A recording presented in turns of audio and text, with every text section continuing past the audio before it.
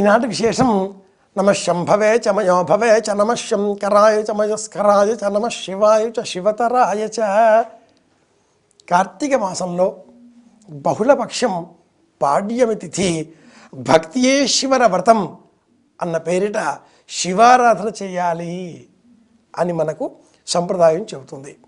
ఈ రోజున ఈశ్వరునికి ప్రీతికరంగా 1,00,000 బిల్వ అర్చన, 1,00,000 దీపారాధన, 1,00,000 వర్తి పూజ, రుద్ర 1,00,000 వర్తి అనే వ్రతాలని ఆచరించాలి అని మనకు భక్తియేశ్వర వ్రతం అనే వ్రతం చెబుతుంది. ఈశ్వరునికి ప్రీతికరంగా 1,00,000 రుద్రాక్షలతో అర్చించాలి, లేదా 1,00,000 నామాలతో శివాయ నమః, మహేశ్వరాయ నమః, శంభవే నమః, పినాకినే నమః, శశిశేఖరాయ నమః, వామదేవాయ నమః, విరూపాక్షాయ నమః, కపర్దినే నమః, నీలలోహితాయ నమః, శంకరాయ నమః, శూలపాణయే నమః, ఖట్వాంగినే నమః, అంబికానాథాయ నమః, శ్రీకంఠాయ నమః, భక్తవత్సలాయ నమః, శివప్రియాయ నమః, ఉగ్రాయ నమః ఇలా చెబుతూ నామాలతో 1,00,000 నామాలతో సదాశివుడిని అర్చించాలి. త్రిదళం త్రిగుణాకారం త్రినేత్రం చ త్రిచాయుధం త్రిజన్మ పాప సంహారం ఏకబిల్వం శివార్పణం అని చెబుతూ 1,00,000 బిల్వాలతో అర్చించాలి. భక్తియేశ్వర వ్రతం ఇది ఈనాటి విశేషం. పూర్వం మధుర దేశాన్ని చంద్రపాండ్యుడు అనే మహారాజు పాలించేటటువంటి వాడు. అతడి భార్య పేరు కుముద్వతి. వారికి చాలా కాలం తర్వాత ఒక కుమారుడు జన్మించాడు. వాడు అల్పాయుర్దాయం కలవాడు.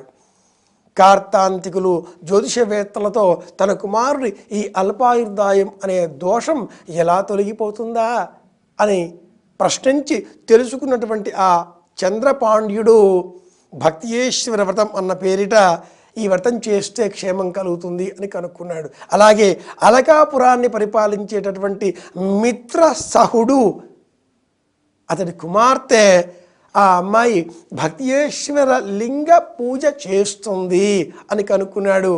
ఆ అమ్మాయికి తన కుమారుడిని ఇచ్చి వివాహం జరిపించాడు. ఆ పుణ్యబలం వలన ఆ పిల్లవాడు పూర్ణాయుర్దాయం కలవాడయ్యాడు. ఇలాంటి కథలను అనేకం మనకు పురాణ ప్రపంచం చెబుతుంది. భవిష్యోత్తర పురాణంలో ఉండే ఈ వ్రతాలు, ఈ కథలు, వీటి ఉద్దేశ్యం ఏమిటి అంటే కార్తీక మాసం ఎంత చేతనైతే అంతగా మనం శివారాధన చేయాలి. శివభక్తి పారమ్యంతో కాలం గడపాలి. లక్ష్యం ఏమిటి? 1,00,000 దీపోత్సవం ఆచరించవచ్చు. భక్తి టీవీ వారు, ఎన్టీవీ వారు సభక్తిపూర్వకంగా ఏర్పాటు చేసిన కార్యక్రమం 1,00,000 దీపోత్సవంలో ఈరోజు 11వ రోజు. ఇది ప్రత్యేకంగా విశేషంగా చెప్పుకోవాలి.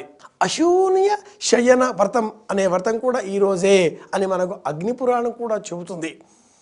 ఆ ప్రకారంగా వైష్ణవ ధర్మావలంబులు ఈ రోజున శ్రీమన్నారాయణమూర్తికై ప్రీతికరంగా 1,00,000 తులసీ దళాలతో స్వామిని అర్చన చేస్తూ ఉంటారు. కార్తీక మాసంలో ఇది హరిహర మాసం. శివాయ విష్ణురూపాయ శివరూపాయ విష్ణవే శివస్య హృదయం విష్ణో విష్ణోశ్చ హృదయగం శివ.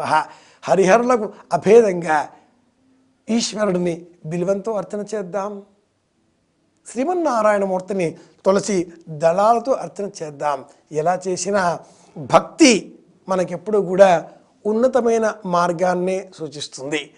ఉన్న స్థితి నుంచి ఉన్నత స్థితి వైపు, ఉన్నత స్థితి నుంచి ఉన్నతోన్నత స్థితి వైపు ప్రయాణించేటటువంటి మార్గాన్ని భక్తి సూచిస్తుంది. 1,00,000 దీపోత్సవం. ఒక దీపం వెలిగిస్తే ఆ 1,00,000 దీపకాంతులలో మనం వెలిగించేటటువంటి దీపం కూడా జతపరచబడి ఆ కాంతులతో తాను కూడా కాంతి పుంజాలను కలుపుకొని ప్రపంచమంతా కూడా వెలుగులమయం చేస్తుంది.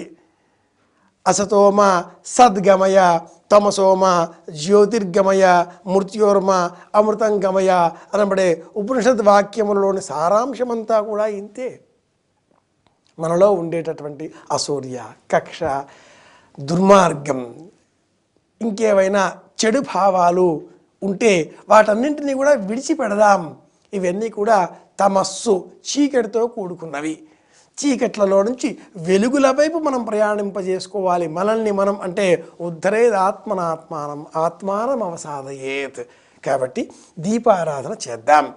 కిం జ్యోతిష్టవ భానుమానహన్మే రాత్రౌ ప్రదీపాదికం. ఉదయం వేళన లోకాలకు సూర్యనారాయణమూర్తి కాంతిని ప్రసాదిస్తాడు. రాత్రి వేళన నక్షత్రాలు చంద్రుడు వెలుగును ప్రసాదిస్తున్నాయి. మనలో ఉండేటటువంటి బుద్ధి నిరంతరం మనకు జ్ఞానాన్ని వెలుగులను ప్రసాదిస్తూనే ఉంటుంది. ఆ బుద్ధిని లేదా ఆ బుద్ధిని గుర్తించేటటువంటి మనస్సు చైతన్యం అంతఃకరణం అది దైవం అని తెలిసిన మరుక్షణం మన ముఖం ఎప్పుడూ నవ్వుతూనే ఉంటుంది. మన మనస్సు ఎప్పుడూ కూడా ఆనందంతోనే ఉంటుంది. అందరి క్షేమాన్ని కోరుకుంటూనే ఉంటుంది. ఇదే బ్రహ్మతత్వం, ఇదే చైతన్య స్వరూపం. ఇది తెలుసుకునే నిమిత్తమై మనం చేసేటటువంటి ప్రయత్నాల్లో మొట్టమొదటిది దీపం వెలిగించడం.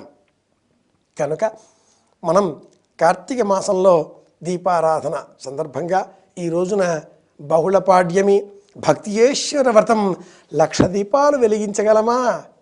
ఒక్క దీపం వెలిగిద్దాం, 10 దీపాలు వెలిగిద్దాం, 100 దీపాలు వెలిగిద్దాం.